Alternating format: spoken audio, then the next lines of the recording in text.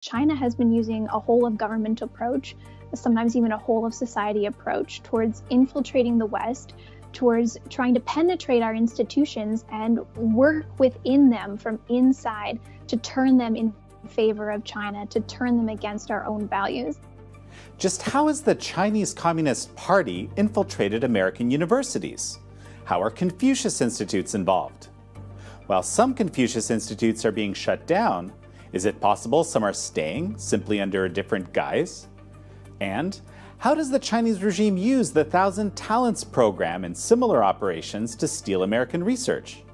In this episode, we sit down with Rachelle Peterson, Director of Policy at the National Association of Scholars. This is American Thought Leaders, and I'm Jan Jekielek.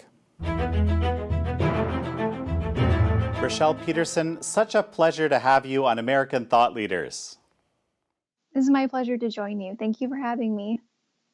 Well, a couple of years have passed, or almost a couple of years, since I think we last saw each other. It was at the Hudson Institute, China's Global Challenge to Freedom Forum. We were panelists, I think, on different panels.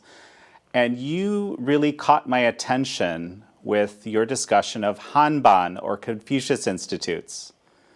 Now, this was right after the vice president gave a pretty landmark speech that kind of signaled a major policy shift with respect to China for the United States. And frankly, a lot has happened there, and I've been wanting to catch up with you about Confucius Institutes because we keep hearing about all these different actions around China. And Confucius Institute, something really, frankly, important in the mix, we don't hear about as much. So if you can tell me super quickly, remind us, what are these Confucius Institutes? And then we'll dive into what's been happening with them since. Yeah, well, thank you for covering this very important topic. Vice President Pence, in that speech, called for China to respond to the United States with fairness, reciprocity, and respect for our sovereignty. And Confucius Institutes are a perfect example of how China has not done that. Confucius Institutes are Chinese government-funded centers that are on American college campuses, as well as other college campuses around the world. These are basically little nodes of the Chinese government on campus, teaching Chinese Communist Party approved propaganda packaged in curriculum, using teachers that are vetted and selected by the Chinese government and paid by the Chinese government, and using materials that are being sent over by the Chinese government. So they are little nodes of influence from the Chinese Communist Party, and they are basically infecting American higher education and putting a quash on academic freedom and challenging the integrity of our schools. So if I recall, something to the tune of 100 of these were established across all sorts of universities. And then frankly, I also remember there were these Confucius classrooms in high schools and possibly grade schools as well. Can you tell me, at the height of this, what are we looking at here? How much influence? A lot. At the height, there were 110 Confucius Institutes just in the United States. There were more than 1,000 across the world. And 500 Confucius classrooms at the K-12 level, mostly at high schools, but also at elementary schools, which is really alarming when you think of Chinese Communist Party selected teachers going into elementary schools and teaching our school-age children. So more than 100 Confucius Institutes. That number is going down now that Confucius Institutes have come to the forefront. They're facing a backlash. We've really woken up as a society to the risks that China is posing, that Confucius Institutes in particular pose. Right now, there are 75 Confucius Institutes in operation in the United States. And all told, since they launched in 2005 at the University of Maryland, 45 Confucius Institutes have closed in the US, which is really a victory that I'm very happy to celebrate. Well, so tell me a little bit about, how you got interested quickly in this issue, how you became aware of it, and frankly, what the National Association of Scholars, which you are the policy director of, how is it involved in all of this, right? I really got involved out of curiosity. The National Association of Scholars is a membership organization of college professors and other concerned citizens across the country. And one of our members alerted us to this. They sent us an email and said, hey, my university is talking about establishing a Confucius Institute. The faculty were never consulted. It was a top-down thing by the administration. I looked this up, and it turns out there are lots of them around the country. Have you ever heard of this before? We had never heard of it before. We looked it up, realized, in fact, there were 100 or more around the country, all over the place, including at some high-profile universities, and started wondering what is going on at these Confucius Institutes. Why is the Chinese government investing millions of dollars into American colleges and universities? What's being taught there? So we decided to do a full-scale research project. In 2016, I did case studies at 12 universities, looking at what gets taught, who are the teachers, who is paying them, how did this get set up, who made the decisions, things like that, and really did the first ethnography of what happens in a Confucius Institute.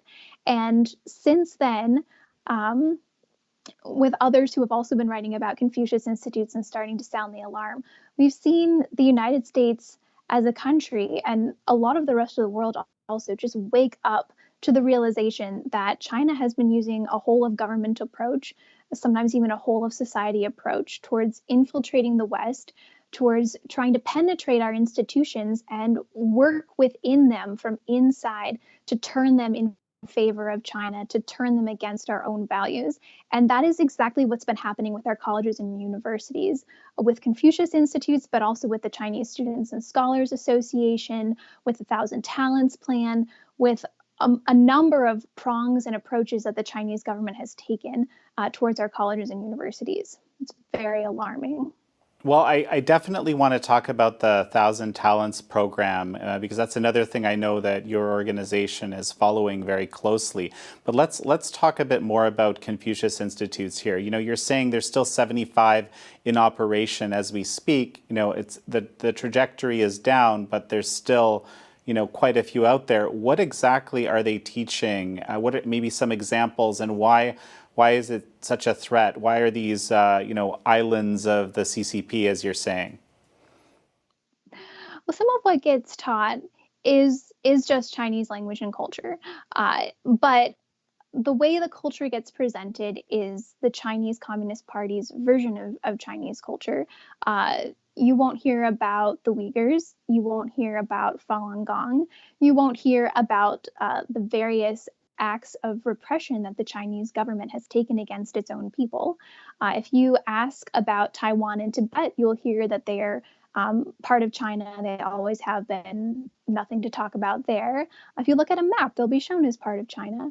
If you ask about Tiananmen Square, you will not get a straight answer. When I did my case studies, I asked, what would you say if a student asked you about Tiananmen Square? And the most telling answer was from the Chinese director of a Confucius Institute at New Jersey City University, who said, first she would try to change the subject. If she couldn't change the subject, she would show a picture and point out the beautiful architecture. So a student asking about Tiananmen Square would learn that it's a tourist attraction. Here's what the architecture looks like. That's all of significance. That is Tiananmen Square, just the architecture. And that's pretty revealing, that at an American college campus, you could get an answer like that from a teacher that your university is backing and inviting to your campus. Now, that's fascinating. Not even the information that it is the place where people will go to appeal when they're not being heard. But also nothing about the actual massacre in '89 and so forth. No, fascinating. So Rachelle, when schools, universities in the country would get courted by these Confucius Institutes, I'll get you to tell me a bit about how the money works between these the schools and the Hanban in a moment. But would they be aware that they're giving away their right to adjudicate the content of the classes? They would, because colleges and universities have to sign a contract with the Hanban, with this Chinese government agency, in order to set up a Confucius Institute. The Hanban likes to keep those contracts pretty secret and hidden from the public. I did get access to 9 of them by filing Freedom of Information requests. And they have some very troubling clauses in there. And again, these are signed by college and university presidents and administrators. Things like the Hanban is going to select the teachers, or at minimum, put forward a slate of candidates from which the university is required to choose. The Hanban will send over thousands of textbooks that it has published and prepared for the use of Confucius Institutes.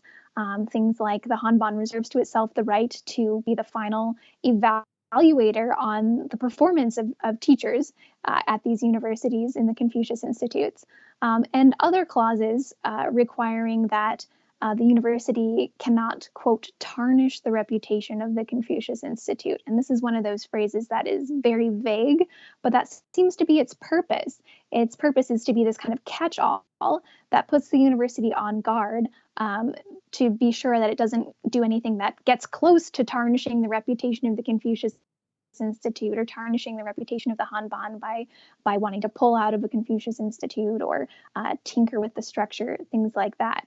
And these contracts also, some of them had some very strange language about the way a contract could be severed. There were very few opportunities for universities to back out of their Confucius Institute contracts, but lots of opportunities for the Chinese government to back out, and a requirement that any legal controversy would be settled in a Beijing court. So some of these things you can imagine, if challenged in US court, would never hold up. But their point really is not to set up legal restrictions, but to use this as a signaling mechanism to colleges and universities to signal, here's what you need to do to stay in the good graces of the Hanban and in order to keep the money flowing. No, that's really incredible when you think about it. It actually reminds me a bit of this national security law that's been imposed on Hong Kong with a lot of vague language. I mean, to the point where, our conversation right now that isn't, incredibly positive about the Chinese Communist Party could be considered a violation of Hong Kong's national security law. I mean, that's the level of vagueness that we see. So this isn't a new trick, I guess. That's what you're telling me here. Okay, so let's talk about the money. I mean, how much money are we talking about, and which way does it flow? And presumably there's some reason why all these Confucius Institutes popped up in the end, right? Well, the money flows from China to the university. The Hanban will cover the operating costs. Usually it's $150,000 in grants per year, just for operating costs. The teachers are paid directly by the Hanban. That money doesn't even have to flow through the university. They're getting their salaries straight from the Chinese government. The Hanban is sending over free textbooks and other supplies that the Confucius Institute might need. The Hanban likes to advertise that universities put in 50% of the costs of a Confucius Institute. But if you look at that really closely and break down where they're getting that, really what that means is the university is donating some office space and the use of some classrooms, and is having a professor or administrator add on a few duties as the co-director of the Confucius Institute. So universities really aren't putting money into the Confucius Institute. They're just offering some classroom space that they already have available, things like that. The money is coming from the Chinese government. And that's what makes this so attractive to colleges and universities. They're essentially getting Chinese classes provided at no cost to them. They have the opportunity to offer credit to students who sign up for these classes, charge students tuition for a class whose costs are being paid by the Chinese government. It's a big money-making initiative. But additionally, Confucius Institutes serve as the conduits for additional funding from the Chinese government. Once a university has a Confucius Institute, it establishes a close relationship with the Chinese government by way of the Hanban. Pretty soon you see the college president going on speaking tours in China, getting feted at lavish dinners. Pretty soon you see other professors making trips to China, additional Chinese students enrolling at that university. The levers of money really start flowing once a university gets a Confucius Institute. So it's not just the money that the institute itself brings in, it's these host of other benefits that come along once they establish that relationship. No, I mean, fascinating. So you have this, the influence, which is basically teaching according to the Chinese Communist Party's dictates. And then you have this kind of growth of influence in the sense that there's this much closer and warm relationship with the regime, and back and forth. Now, we've been hearing a lot about different realities of espionage. Are these Hanban or the Confucius Institutes involved in that in any way that you're aware of? Well, we know that FBI Director Christopher Wray has warned colleges and universities about Confucius Institutes. The FBI has set up espionage watch operations and has seen evidence of espionage coming out of Confucius Institutes. We also know that Confucius Institutes, just by being a center of the Chinese government on campus, have an opportunity to watch a lot of activities, to keep an eye on a lot of things. To keep an eye on research and technology that's being developed at that university. Also, an opportunity to keep an eye on scholars of Chinese who may want a visa to go back to China, and also Chinese students studying in the US who are under pretty much constant surveillance. The Confucius Institute is one arm of that. And, we've heard a lot about the United Front, which is the kind of the broad umbrella organization that's basically pushing Chinese Communist Party influence overseas into these overseas Chinese communities. Is there any relationship with Confucius Institutes? Yes, the United Front Work Department uses Confucius Institutes as one of its tools. One of the mottos of United Front is to make the foreign serve China. And that really could be the motto of the Confucius Institute as well. Make these foreign universities, these Western universities, from the inside out, desire to have a friendly relationship with China, to cultivate their students, to reflexively like China, and to second guess anything bad they hear about the Chinese regime. That's really what Confucius Institutes are doing. They're working on the next generation of American students and scholars and currying favor with China and teaching them, grooming them really to have this favorable impression. So what are we seeing in terms of response? I mean, I know, I think it's back in 2018 in the NDAA, I think the Pentagon was forbidden from funding schools that had Confucius Institutes. Please correct me if I'm wrong on some of the details. But so obviously that had a profound effect. But there's been more action taken, and actually maybe tell me about that and in more detail, and what else is happening basically since we last saw each other. Yes, the NDAA has been so far the single most effective thing at convincing colleges and universities to close their Confucius Institutes. It did ban the Pentagon from funding Chinese language programs at a university that also had a Confucius Institute.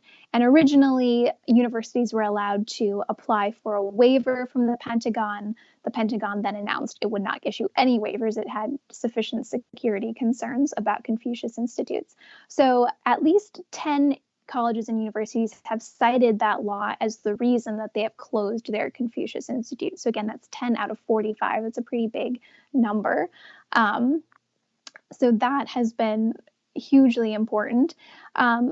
Really, the other thing is just growing national awareness. We have warnings from the FBI, warnings from the State Department. Two Confucius Institutes at the University of Missouri and the University of Pittsburgh closed down after the State Department revoked the visas of Confucius Institute teachers. It had done some investigations and found that the teachers were not actually qualified for the visas that they were on. Some were on research visas, but they were teaching. Others were basically on student teacher visas. They were supposed to be under constant supervision of a Mandarin proficient teacher licensed in the United States. That wasn't happening. So we have warnings from the State Department. We also have a lot of warnings from members of Congress. Several additional bills have been introduced. The Confucius Act has passed the Senate. It is over to the House now for consideration. That would call for a lot of transparency from Confucius Institutes and basically forbid them from operating unless they can meet various academic freedom criteria. We also have the Transparency for Confucius Institute Act introduced in the Senate as well. So there's a lot of interest on Capitol Hill in addressing this, and colleges and universities, I think, are starting to heed those warnings and walk away, at least from the Confucius Institute brand, if not walk away from Chinese funding altogether. Well, so that's actually quite interesting because, back in the day, I can't remember what year now, China announced, or the Chinese Communist Party announced, that they were shutting down their labor camp system, right? But the reality of what happened is a whole bunch of people just got put into something called a prison instead of a labor camp, and which functioned in a lot of ways in pretty much the same way, right? And so this is kind of a standard approach, but for the Chinese Communist Party. The question is, okay, when these things close, does all the money dry up from the Chinese Communist Party? What's going on here? Well, it is certainly the case that the money continues flowing from the Chinese Communist Party. They have a lot of programs in place. It's not just Confucius Institutes. So the spigots of funds are not being turned off. In the case of Confucius Institutes in particular, there are a lot of things that need to be looked at more closely. Colleges and universities are closing down their Confucius Institutes in large numbers, but I'm not totally convinced that they have actually closed the institutes. I think there's a lot of evidence that they are pretty much rebranding their institutes, all the more so now that the Hanban, the Chinese government agency that oversees Confucius Institutes, is itself going through a rebranding process. It's being renamed the Ministry of Education Center for Language Exchange and Cooperation, and it's actually spinning off the Confucius Institutes to a separate organization, a new organization called the Chinese International Education Foundation, that is supposed to be a nonprofit, and this is the Hanban's attempt to stymie the criticism that these are being run by the Chinese government. I don't think the line between this nonprofit and the Chinese government is going to be very distinct at all. And I suspect Confucius Institutes will operate pretty much exactly the same as they have operated in the past. But colleges and universities, I think, are going to start rebranding their Confucius Institutes, breaking up those programs and scattering them among newly created centers. I think this is something that we're going to have to watch very closely as Confucius Institutes continue to generate criticism. Well, so this is very fascinating. And I mean, again, you remind me of another scenario, which is when China basically announced that it would not source organ transplants from prisoners anymore, right? And we know there's almost no other source since. And again, I can't remember what year was that, but the organ transplant industry continues strongly over there. Tell me, how would one actually track this? This strikes me as something potentially difficult to actually follow, and frankly, kind of scary, because in theory, you think you've dealt with a problem, but you're basically telling me we might not have dealt with it at all. Yeah, it is scary territory. It sort of feels like we're starting a game of whack-a-mole where we found the Confucius Institute and we got that one, but now it's going to pop up under another name, and who knows how many reincarnations it's going to have.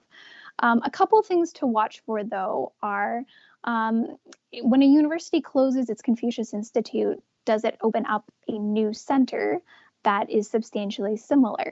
The University of Texas at Dallas, in the same announcement where it said it was closing its Confucius Institute, it announced a new Center for Asian Studies, the director of which would be the exact same person who was the executive director of the Confucius Institute. That to me looks a little suspicious, so I want to look into that one a little bit more.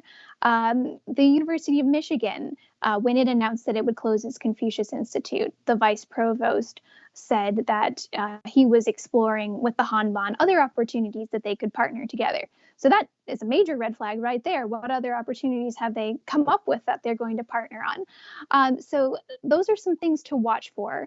Another tool is the fact that colleges and universities are required to report foreign gifts and donations in excess of $250,000 per year. And I know this sounds very wonkish, but this is actually a pretty transparent tool that anybody can use. Just Google Department of Education Foreign Gift and Contract Report.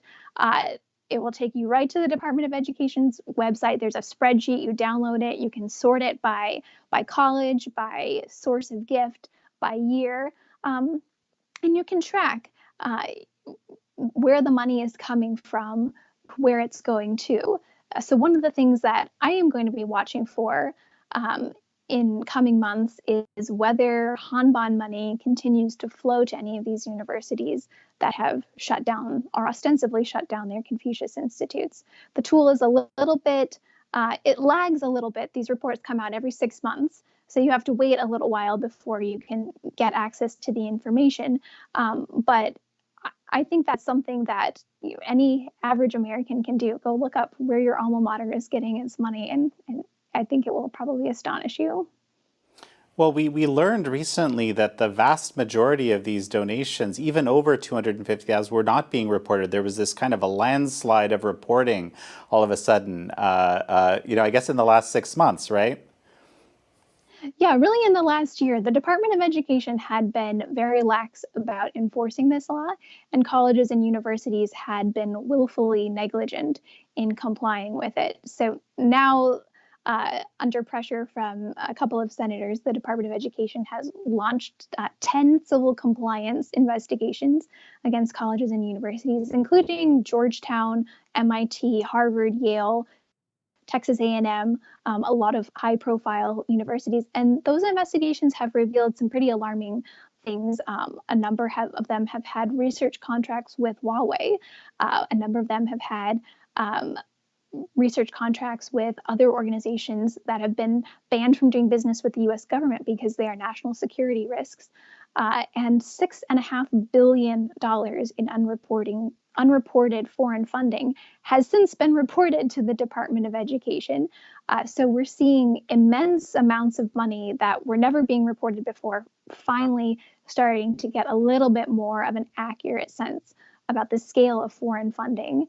And even still, I'm not convinced that everything is being reported. So a lot to watch for there.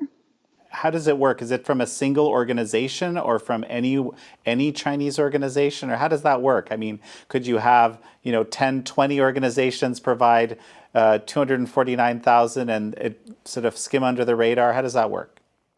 Yeah, you could game the system that way, and that is one of the big flaws with our transparency laws right now. So it's $250,000 from a single source over the course of a single year. So you could also spread it out, December 31st and January 1st, something like that.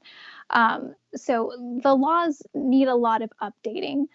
I've been pushing for that disclosure threshold to be lowered at least to $50,000. I think for China and probably Russia and Saudi Arabia and a few other nations, it probably should be zero. Every single thing should be reported. There should not be a threshold for disclosure. And we also need more information to be included in those transparency reports. The Department of Education has recently updated its guidance. It's gotten a lot tougher.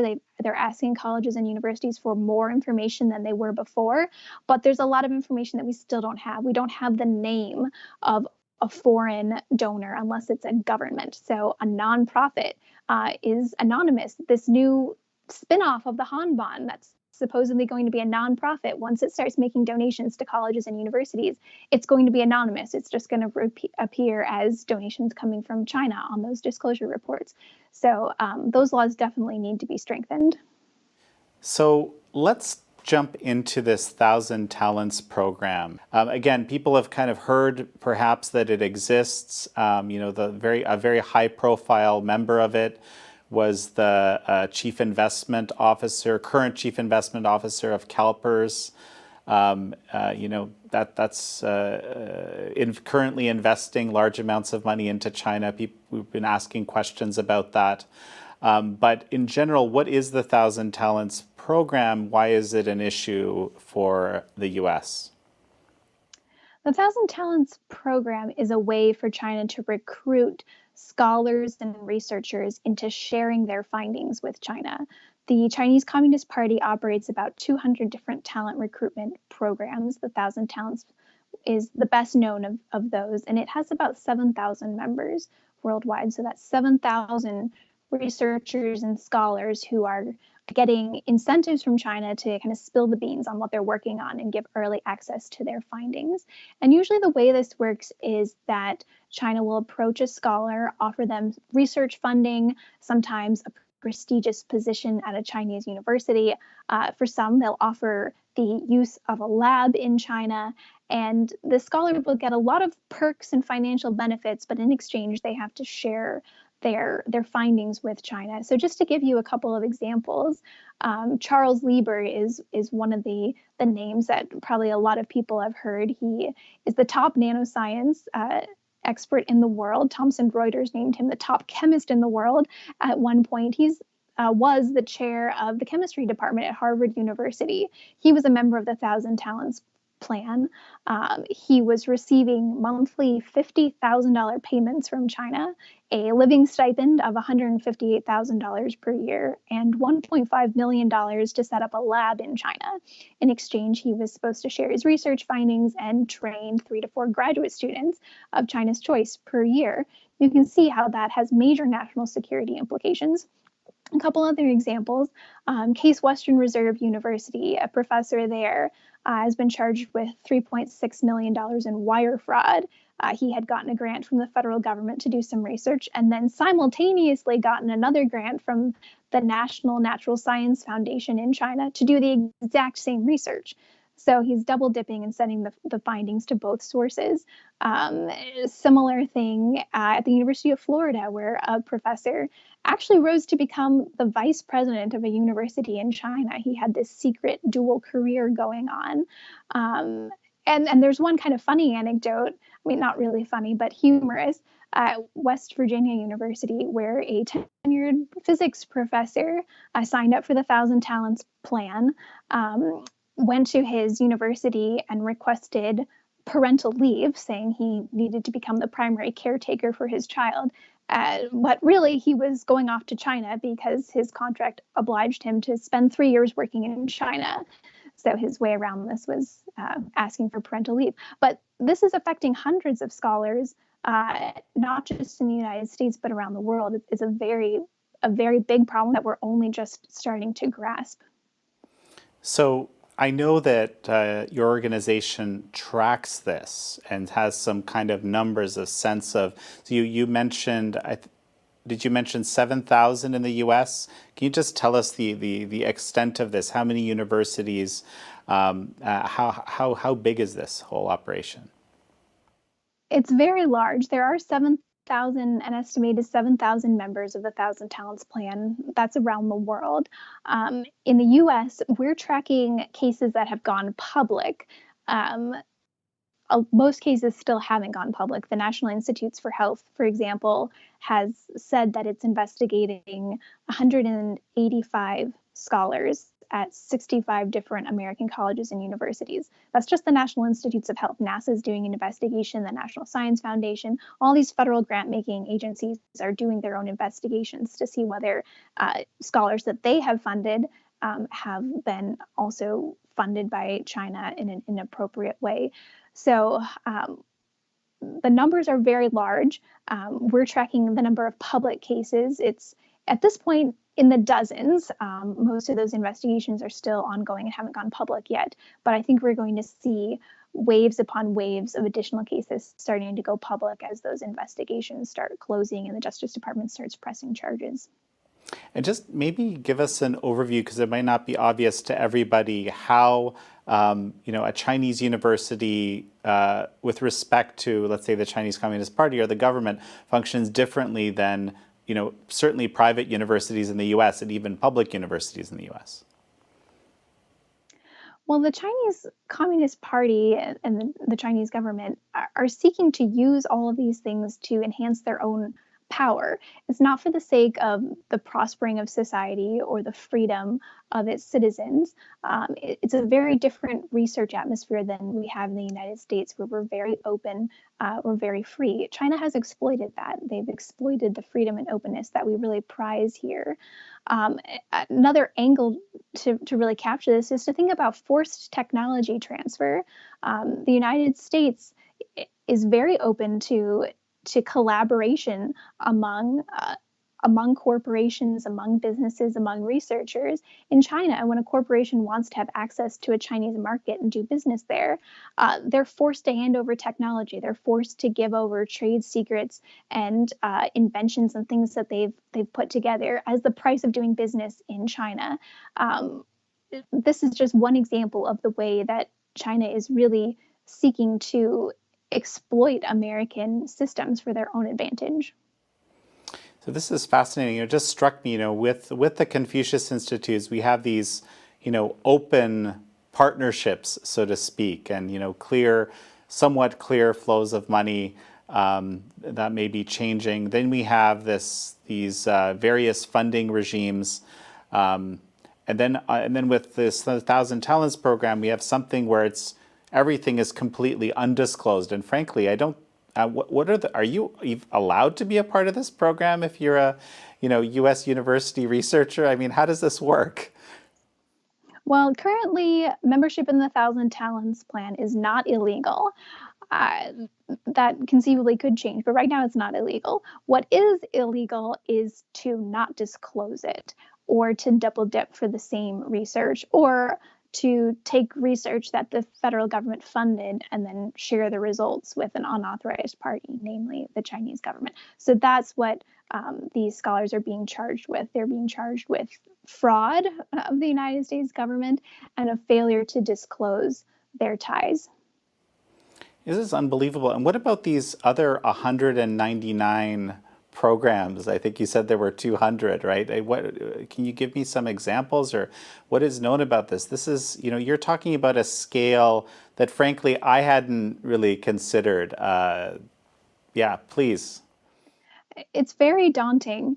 There are an estimated 200 talent recruitment plans that the Chinese Communist Party funds. The 1,000 Talents is the best known. The others are a little bit murky at this point. We don't know exactly how they work, whether people are part of multiple recruitment operations or if they're all totally distinct. It's really a black hole at this point. But it's something that we need to get on ASAP, because the implications for our country and our security and our research environment are mammoth. So Rachelle, we're going to finish up in a moment, but maybe, you've given us a lot of really, I would say, intense information here, and frankly, some things that I wasn't aware of at all.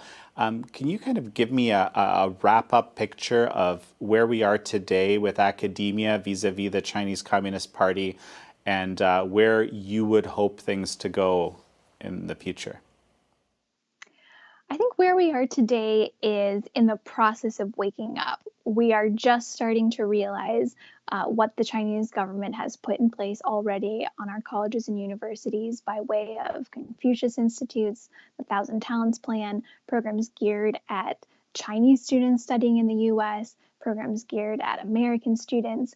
We're just really starting to get a handle on this. I think we're going to continue to see new programs popping up, new programs that we weren't aware of being unearthed. I think we're just at the tip of the iceberg, and we need to brace ourselves for a long haul, for a long battle to really reclaim the integrity of our colleges and universities.